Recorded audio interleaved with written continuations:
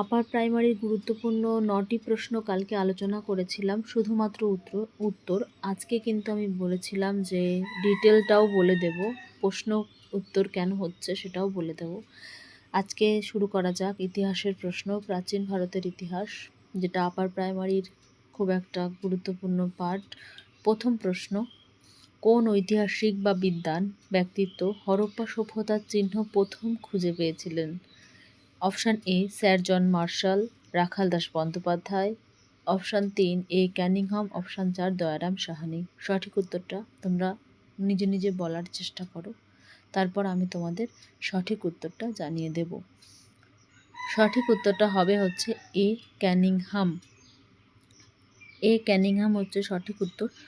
তার কারণ হচ্ছে, আমি তোমাদের বলে দিই, হরপ্পা সভ্যতার সম্বন্ধে প্রথম দৃষ্টি আকর্ষণ করেন চার্লস ম্যাসন 1842 সালে বালুচিস্তানে, আফগানিস্তান প্রভৃতি অঞ্চলে তার ভ্রমণলিপিতে।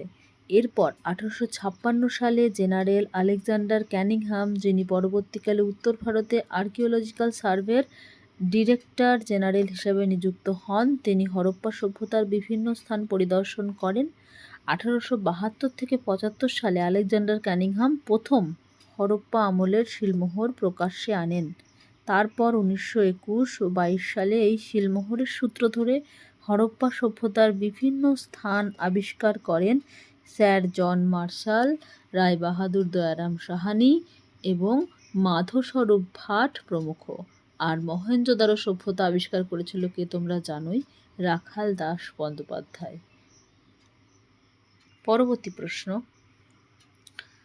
পরবর্তী প্রশ্ন যে সিন্ধু সভ্যতার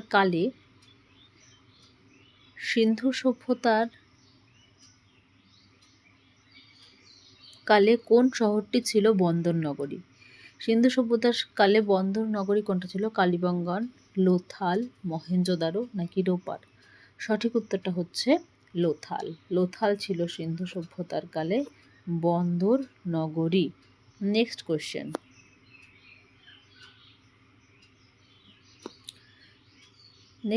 দেখো, 12 নম্বর কোশ্চেন। সিন্ধু সভ্যতার গুরুত্বপূর্ণ স্থান কালিবঙ্গান নিম্নে উল্লেখিত কোন কারণটির জন্য বিখ্যাত?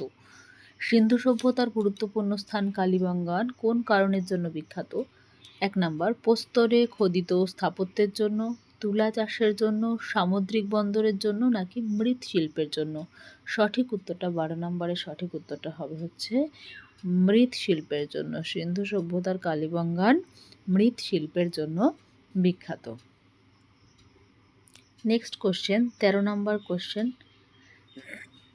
দেখো তোমরা। 13 নম্বর কোশ্চেনটা হচ্ছে যে সিন্ধু সভ্যতার কালে মানুষের ওজন এবং পরিমাপের বিষয়ে অবহিত ছিল। এই তথ্য যে স্থানে পাওয়া শিলমোহর বা বাটখারার সাহায্যে প্রমাণ হয়েছে সেটা কি? কালিবঙ্গান, হরপ্পা, লোথাল নাকি চানহুদারো? এই তথ্যটা কোন স্থানে পাওয়া শিলমোহর থেকে প্রমাণ হয়েছে? সঠিক উত্তরটা কি হবে? সঠিক উত্তরটা হবে হচ্ছে হরপ্পা। সঠিক উত্তরটা হবে হচ্ছে হরপ্পা। 2 নম্বর বলে দিই তোমাদের ডিটেলটা। সিন্ধু সভ্যতার কালে মানুষেরা যে ওজন বা পরিমাপের বিষয়ে অবহিত ছিল তার প্রমাণ মেলে হরপ্পায় প্রাপ্ত শিলমোহর বা বাটখারার থেকে। এই সভ্যতার মানুষদের দৈর্ঘ্য, ভর, সময় প্রভৃতি সম্বন্ধে ভালো মতোই অবগত ছিল। এই সমস্ত কিছু নির্ণয়ের ক্ষেত্রে তারা মোটের ওপর নিখুঁত ছিল। ব্রোঞ্জ যুগের সভ্যতাগুলির মধ্যে সিন্ধু সভ্যতাই এই যুগের অগ্রগণ্য ছিল। সবচেয়ে ক্ষুদ্র যে পরিমাপের হিসেব এই সভ্যতার কালে পাওয়া গিয়েছিল তা হল প্রায় 1.704 মিলিমিটার। এই পরিমাপটি ব্রোঞ্জ যুগের সমস্ত সভ্যতার সর্বনিম্ন পরিমাপ ছিল। সঠিক উত্তরটা তাহলে আমাদের হবে হরপ্পা। নেক্সট কোশ্চেন হচ্ছে 14 নম্বর কোশ্চেন।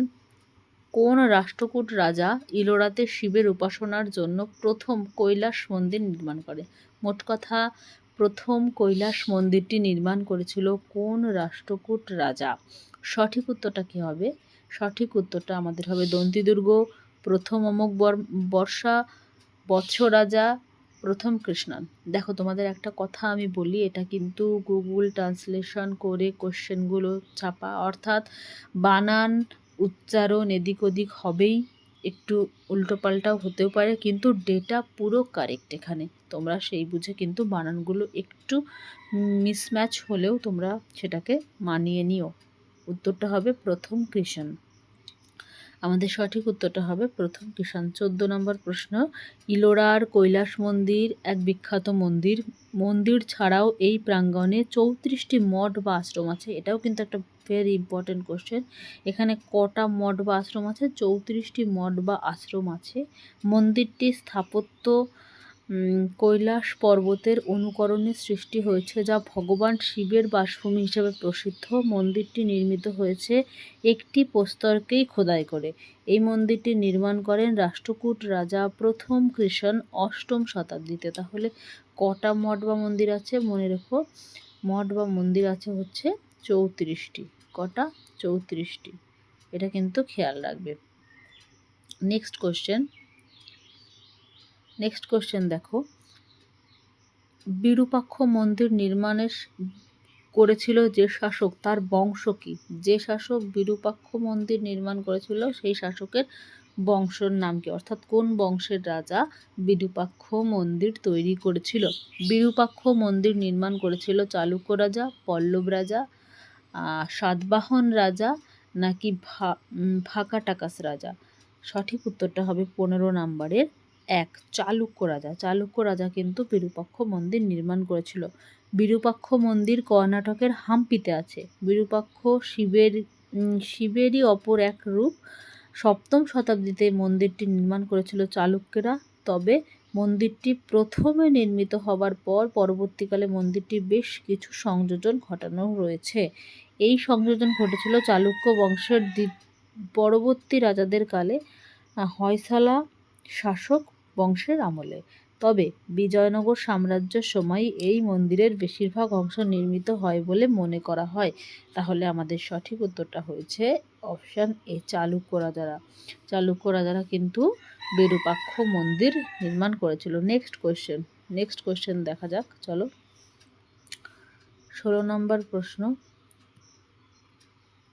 নেক্সট কোশ্চেন, যে শৈলীতে ভারতীয় এবং গ্রিক শিল্পকলার মিশ্রণ ঘটেছে সে শৈলীর নাম কি?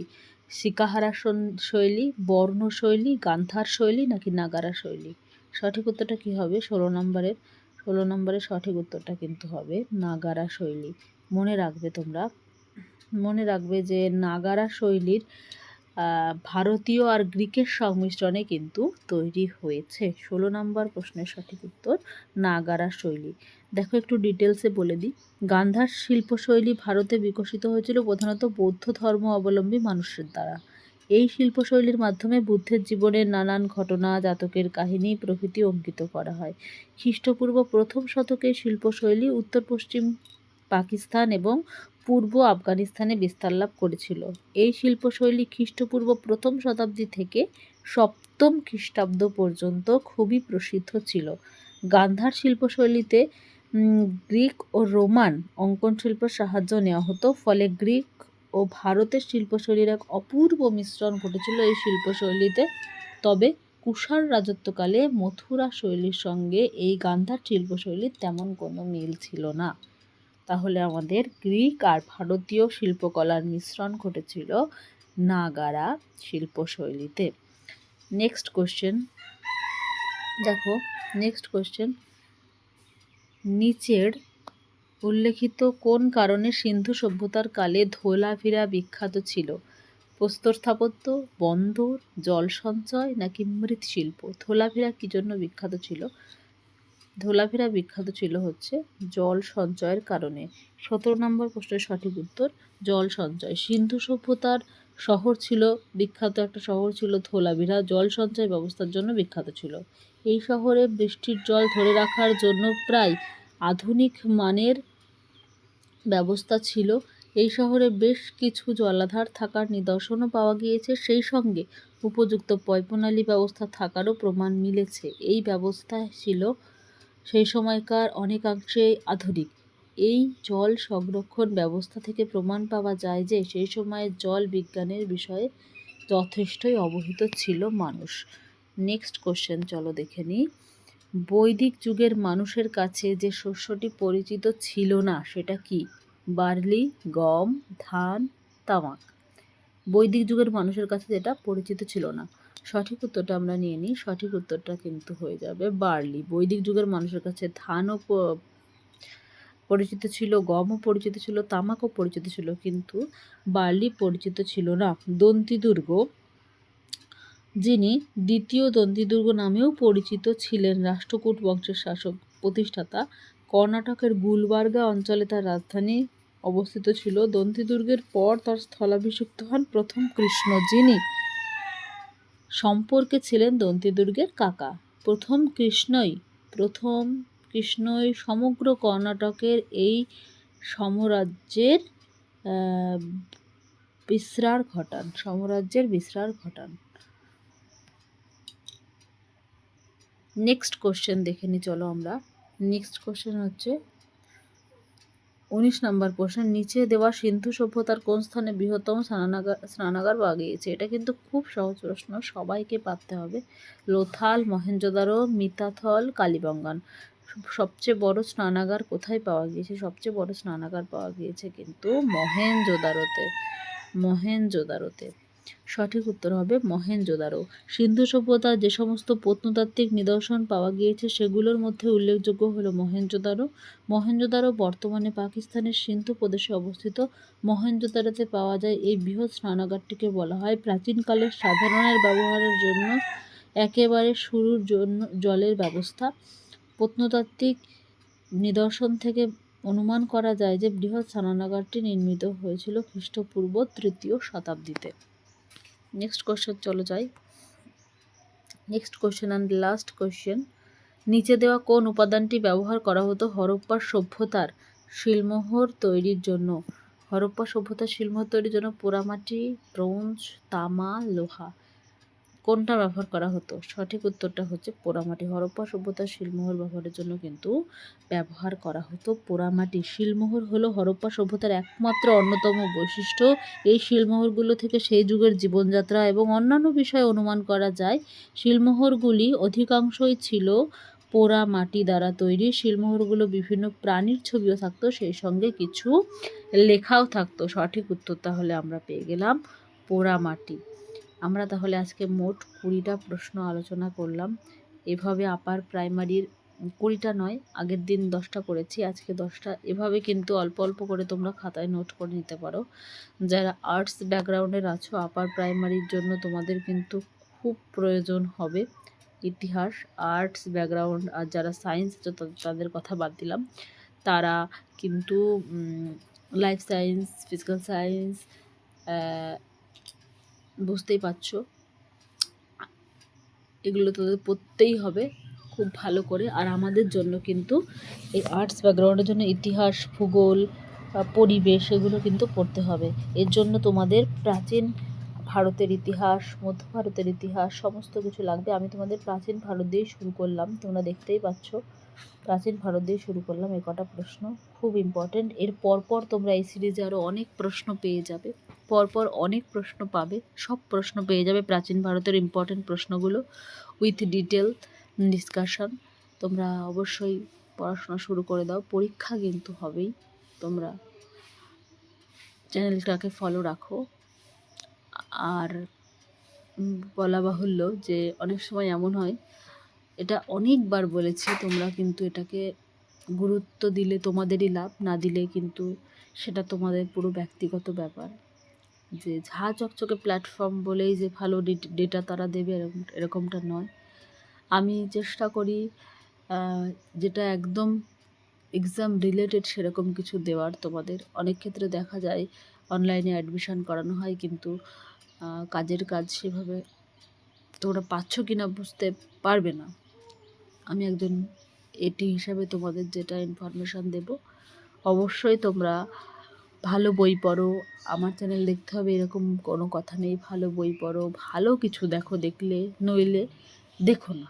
সময় নষ্ট করো না, সময়টা খুব গুরুত্বপূর্ণ, কাজে লাগাও। All the best.